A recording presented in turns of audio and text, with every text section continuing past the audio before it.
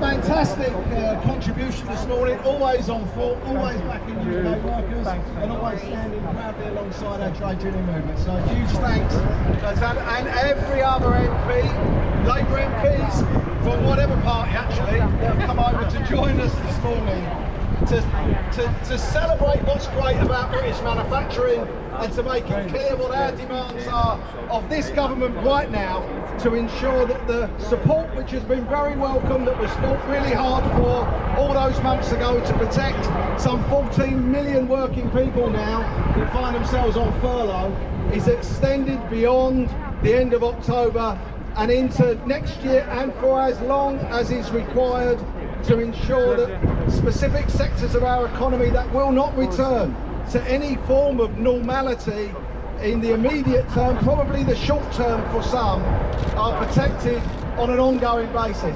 We're here supporting our manufacturing industries today, but the same arguments can be extended across aviation, hospitality, tourism, sectors of our economy that have been devastated by the COVID pandemic. No fault of working people, and to be honest, no fault of so many of the businesses either, that find themselves in extreme difficulties right now and unable to cope. And it's at this point where the government needs to step up for Britain.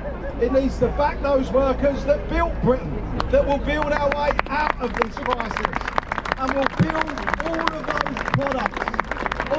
products that will help us to green and clean our towns and our cities, our environment, and save our planet as much as saving our jobs, our economy and our communities. And that's our call on government today.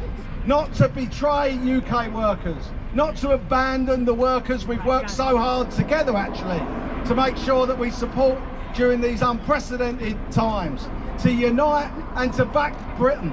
This is an SOS for jobs, and I want to thank all of our shop stewards that have joined us today from across our manufacturing industries, that together with our officers and our health and safety reps have kept Britain working.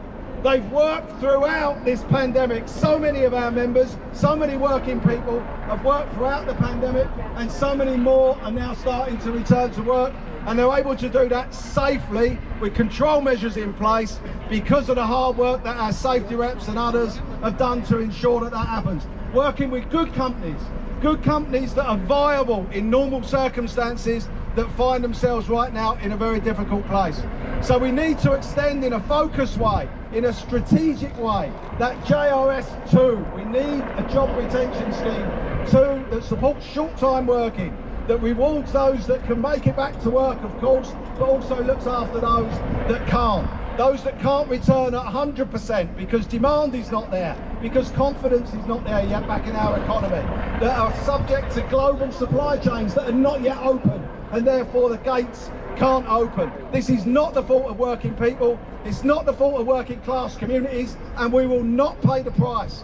So our message is clear, as it's been for month after month after month now, to get up, stand up and start batting for Britain. Stop the soundbite and the rhetoric. Start putting measures in place that give confidence to businesses, confidence to working people, confidence to our communities that there is hope at the end of this tunnel, that we're going to build more than just a new future out of the challenges in front of us, but we're going to build the products that will sustain our economy, sustain our economies, level up and not level down across our communities, and ensure that we build for the world as we once did very proudly. We can do that. We can champion manufacturing. We will champion manufacturing, but we need our government to step up to the plate and do it with us. So thanks very much, comrades. Thanks, colleagues. Thank you so much. Please sign the pledge. If you haven't already signed the pledge, please sign the pledge this morning. There are other speakers, so please hang around. I've got Jim coming in, and I want to just thank you all. Thank you all for your time and your ongoing support. Thanks very much, colleagues.